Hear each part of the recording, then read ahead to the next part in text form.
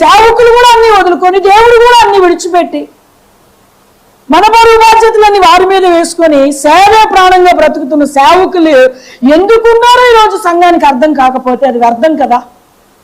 చిన్న చిన్న వాటికా నువ్వు సేవకులు వాడుకునేది? దాని కొరకు ప్రార్థన చేయండి, దీని కొరకు ప్రార్థన చేయండి కదా.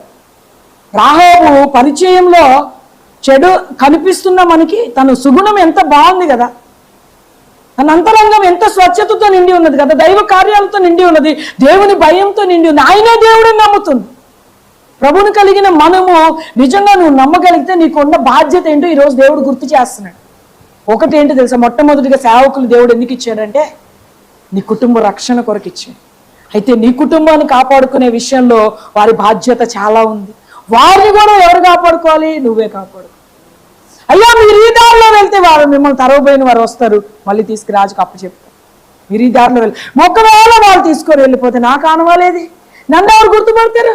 ఇక్కడ జరిగిన విషయం అంతా యెహోషువకు తెలియదు కదా. హల్లెలూయా. అంటే ఎంత జ్ఞానం కదండి.